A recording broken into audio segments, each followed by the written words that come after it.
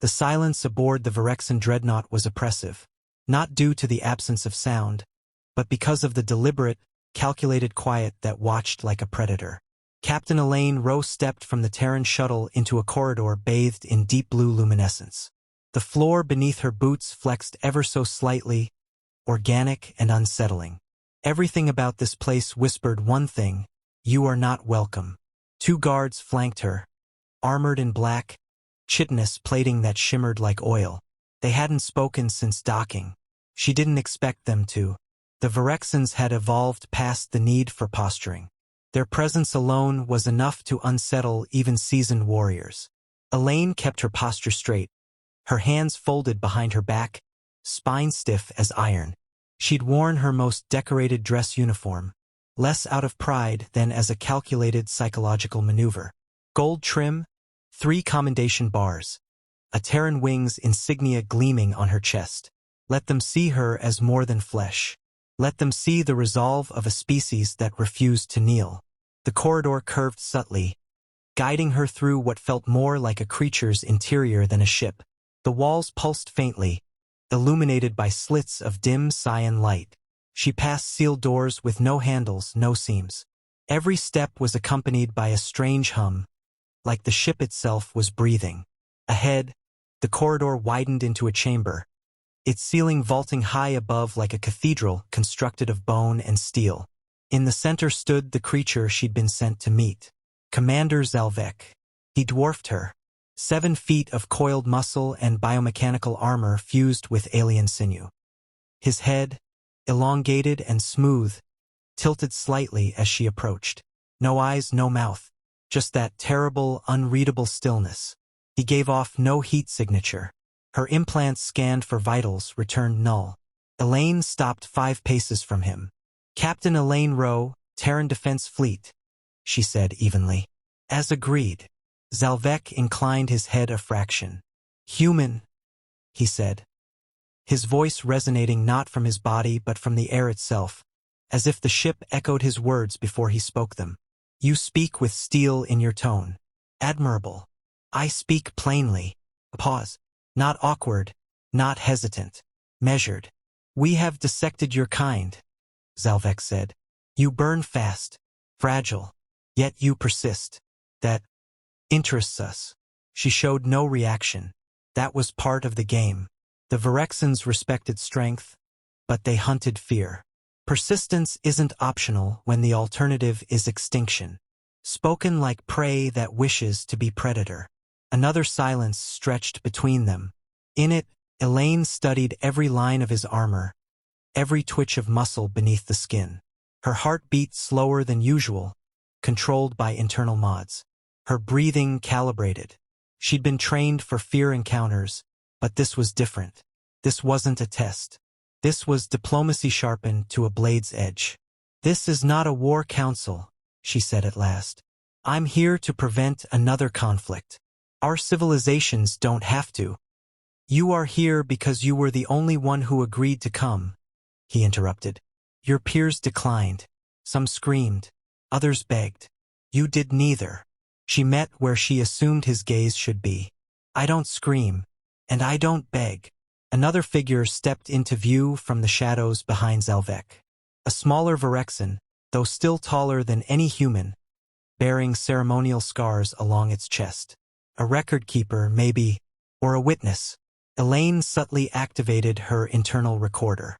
Everything said in this chamber would be relayed to Terran Command, assuming she made it back. "You have seen death, yes?" Zalvek asked suddenly. "More than I care to count. And yet you do not tremble. You do not sweat. Your skin temperature remains stable. This is unnatural." Elaine held his gaze. "It's called composure." "No," Zalvek said, stepping closer.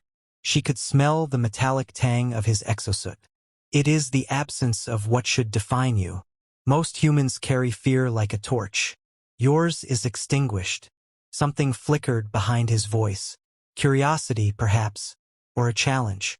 He leaned in, close enough that his presence pressed against her like a weight. "Why aren't you scared, human?" Elaine didn't blink, didn't move. She simply replied, Because I already died once. A pause fell over the chamber. Even the ship's hum seemed to draw back, like it too was listening. Zalvek straightened. For the first time, his body shifted in something like interest. Explain. I was on the Castor when it was ambushed at the Epsilon Rift. 53 crew. Only I came back. Her voice stayed steady. 2 weeks in vacuum shelters. Broken oxygen processors. Frostbite. Hallucinations. I buried them myself. Every one of them. And I swore that if I survived, I'd never let fear paralyze me again. Zalvek turned, folding his arms. So you are broken. I'm focused, she corrected. You think fear defines humanity? You're wrong. It's what we do with fear that defines us. He turned back, silent. The record keeper made a sound, half click, half hiss. Elaine didn't move. Let the silence build. Let him break it. I will not kill you, Zalvek said at last. Was that in question? Everything is a question until we decide it is not. He walked past her, his stride slow, deliberate. She turned as he passed, watching him approach a console embedded in the wall. With a gesture, he activated a translucent panel. A human form flickered into view behind reinforced glass on the far wall. Suspended, unconscious. Male. Thin. Alive. Elaine's pulse stuttered despite herself. I thought he was dead. He is not. You humans hide your best minds in plain sight. This one. We needed. Her eyes locked on the man. Dr. Lyle Marin. Presumed lost in the Martian orbital crash a year ago. The architect of half the AI protocols still running Earth's defense grid. You kidnapped him? We preserved him. The same way we may preserve you. Elaine's voice dropped to ice. If that's a threat. It is not, Zalvek said calmly. It is an invitation. She turned back to him, jaw tight. To what? To change everything. For a moment, she saw something in his stance. A subtle shift. Not menace, intention. Purpose. I do not believe you are prey, Zalvek said. Elaine's breath caught. She hadn't expected respect. Least of all from something bred to dominate. Then stop treating us like meat, she said. And start listening. The lights in the chamber dimmed. The record keeper stepped back, vanishing through the wall like smoke. The glass containing Dr. Marin darkened, retreating into the floor. Zalvek turned to her fully. You will remain on this ship. We will speak again. There are alignments to consider. Agreements, she said flatly. He nodded once. If your courage holds. She offered a humorless smile. You're not the first thing I've stared down. You probably won't be the last. The doors opened behind her. The guards returned. She turned toward them, but not before giving Zalvek a final look. In it, no fear, only certainty, and perhaps for the first time he seemed to understand it. As the doors sealed behind her, the chill that crept up her spine wasn't from fear. It was from the knowledge that she might have just begun negotiating humanity's most dangerous alliance, or its most elaborate trap. The ship pulsed like a living creature, its halls adjusting subtly to Elaine's movement as she followed the Virexan guard deeper into its interior. Time had lost meaning in this place. The artificial gravity was just a fraction off, enough to keep her constantly on edge. The ambient lighting, designed to mimic the bioluminescence of some alien deep-sea abyss, shifted as she passed. She couldn't tell if it was for navigation or surveillance or both. It had been 3 cycles since her conversation with Commander Zalvek, though whether that meant 3 Earth days or some other metric, she couldn't say. Her personal chronometer had been confiscated, along with all her data implants save for a single internal recorder that, so far, remained undiscovered. No direct harm had come to her. No coercion. But every moment aboard this ship felt like a game she was only beginning to understand. The Virexans didn't operate on human logic, and diplomacy with a species that dissected prisoners to understand them was never going to be straightforward. The corridor opened into what resembled a cathedral of light and shadow.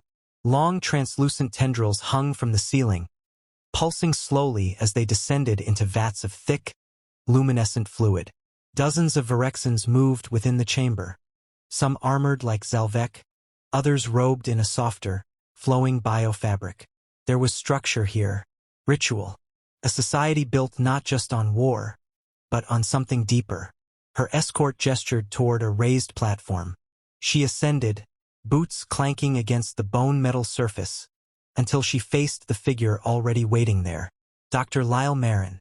He looked thin, paler than she remembered from the debrief files, but alive, alert. His eyes locked onto hers with something between desperation and warning. "Elaine," he said, voice low and dry. "You shouldn't be here. I didn't exactly get a say. They brought me out of stasis when you arrived. They want something from us. Something big." She stepped closer, her posture still guarded. "You're the expert in AI systems and defensive protocols. If they kept you alive, it's not out of kindness." Lyle nodded grimly. "They were dissecting my knowledge. Not me. Neural scans, memory extractions. Painful, invasive, but surgical, efficient. And then it stopped. The moment they learned about the Theta Protocol." Elaine's blood chilled. Theta Protocol was theoretical, an interlinked neural defense system designed to synchronize AI with human intuition. The last failsafe if the planetary defense grid ever fell. Only a handful even knew it existed. "They're afraid of it?" she asked. "No," he replied, his eyes sharp. "They want it." Before she could respond, the platform shifted beneath them. Light flared across the chamber, and the air shimmered as Zalvek appeared at the edge, descending like a phantom from an unseen recess in the wall. "Dr. Marin speaks correctly," the commander said, addressing her directly. "Your species has created an echo of collective intelligence. Crude, incomplete, but remarkable." Elaine straightened. "It's a last resort, and it is one we admire," he said, stepping forward, his movements silent. "Not for its strength, but for its intent. You created a weapon that listens, that adapts, that learns not just from data, but from you." She bristled. "It's human-designed, meant to protect humans." Zalvek tilted his head. "That can change."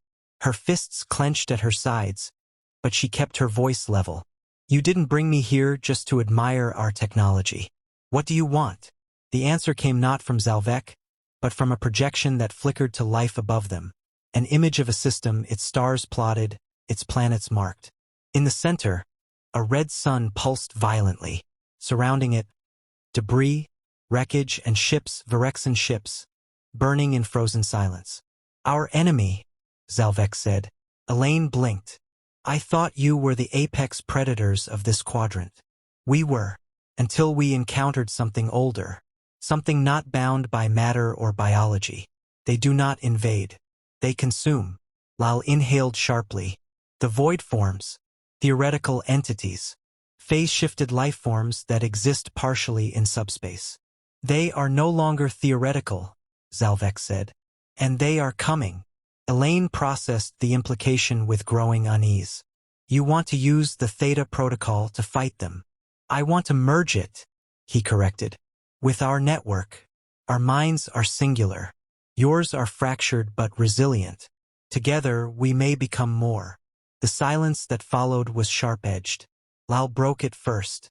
"And what happens after, when the threat is gone?" Zalvek said nothing.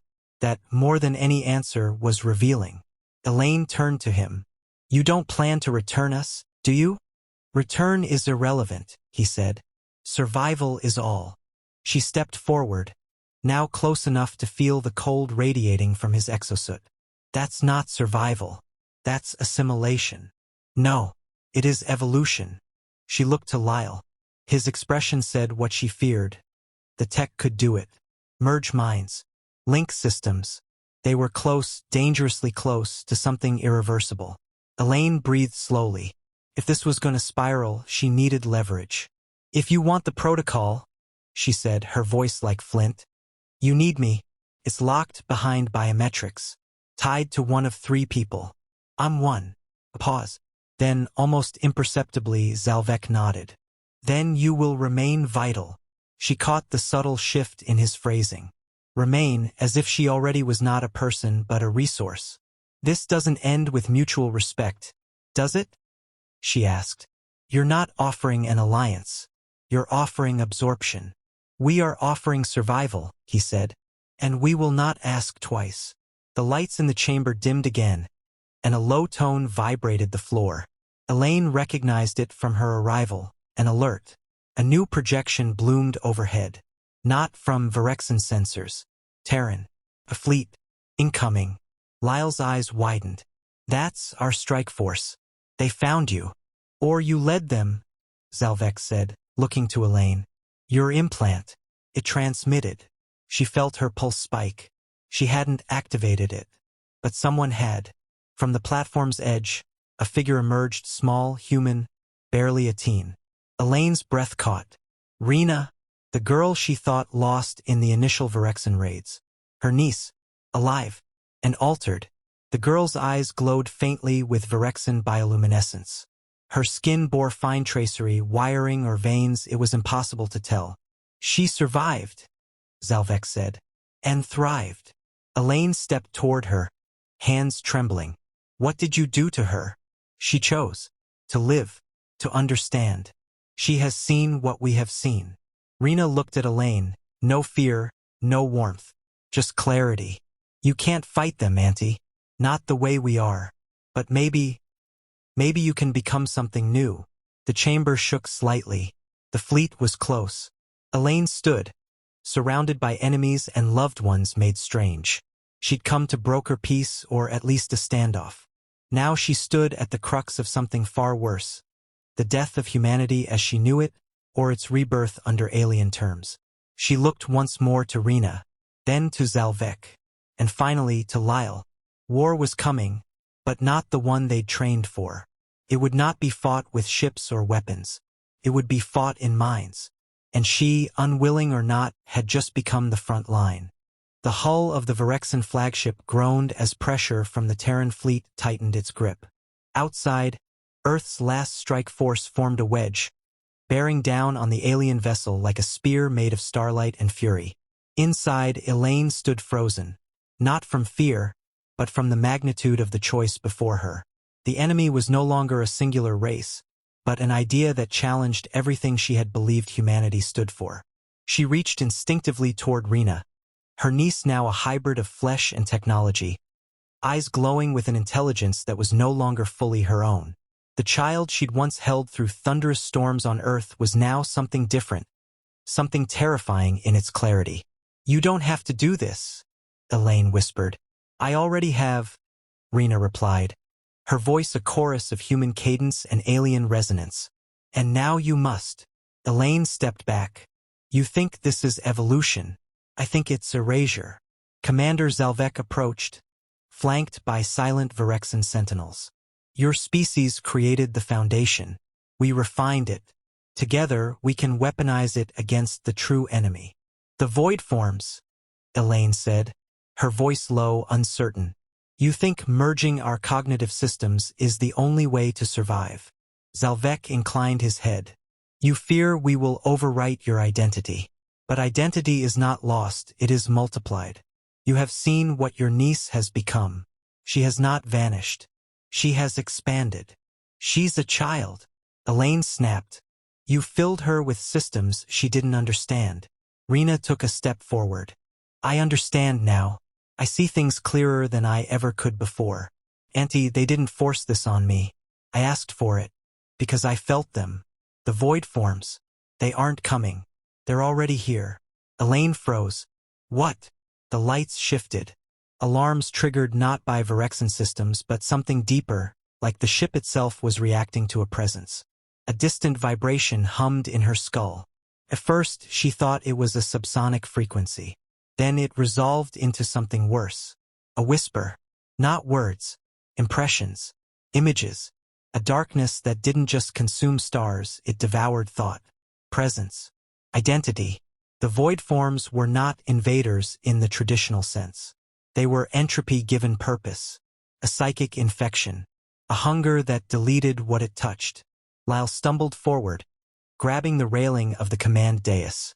They're trying to reach through the cognitive net. They're broadcasting, targeting minds, not systems. We're not ready. Exactly why we need to unify, Zalvek said. Their reach is not infinite.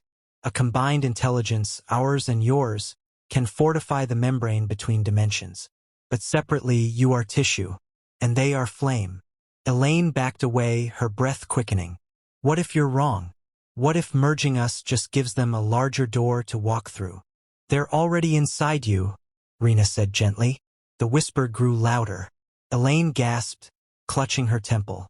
Images flickered behind her eyes. Memories not her own. Cities collapsing in slow silence. Ships turned to coral-like husks. Voices cut off mid-thought. The taste of static. She staggered, and Rena caught her. Strength unnatural in such small arms. You're strong enough to hold it back. But only if you change. I'm not ready. You were chosen for a reason. Elaine looked to Lyle, whose eyes had turned glassy. He was interfacing with the neural array already, fingers twitching as he battled the creeping noise clawing into his mind. We have minutes. Maybe less, he rasped.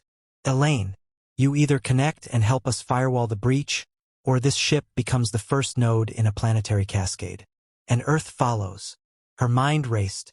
Every instinct screamed to fight, to flee, to do something other than surrender her autonomy. But that was the old war. This was the new one. She stepped toward the center of the command core, where a Virexan interface pulsed like a heart. Zalvek extended a hand. Not as a captor, as a partner. She didn't take it. Instead, she placed her palm directly on the interface. Pain screamed through her veins. Thoughts not her own invaded her mind. Strategies in languages she didn't speak, memories from 1,000 perspectives, and at the core of it all a raging heat of defiance. Human, Virexan, together, the void form presence recoiled. She was not alone in her skull anymore. Lyle's thoughts joined hers, frantic and brilliant. Rena's mind wrapped around hers like ivy. Even Zalvek, stern, exacting, was there, a silent wall of focus. Together they formed the lattice. The ship surged. Exterior plating shimmered with iridescent pulses. The whisper became a scream, and then silence. The void form signal had been blocked. But the silence wasn't comforting. They were still out there, waiting. Elaine collapsed to her knees, breathing hard. She felt the presence of the others recede slightly, their minds untangling from hers, but never entirely leaving. She was changed. Not entirely alien, not entirely human. Something in between. We bought ourselves time, Lyle said hoarsely. Zalvek nodded. And we proved it works. We are more than a species now. We are a network. A weapon that thinks. Elaine looked at Rena, who offered a smile that was still hers. Is this what it means to evolve? No, she said quietly. This is what it means to survive. A chime echoed through the chamber. The Terran fleet, having held back during the confrontation, now hailed the Virexan flagship. Communication channels reopened. Images of Earth Command appeared on translucent displays, cautious, confused, but curious. They had seen the void form pulse. They had felt it. Elaine stood steadier now. They're going to want answers. Zalvek's voice was calm. Then give them the truth. The age of solitary species is over. Unity is no longer a choice. It's the only defense we have. She looked once more at the stars beyond the viewport. The dark was deeper now, as if something ancient watched from its edges. But she no longer faced it alone. She turned to the console, opened a direct line to Earth Command, and began to speak. The war hadn't ended, but humanity was no longer afraid.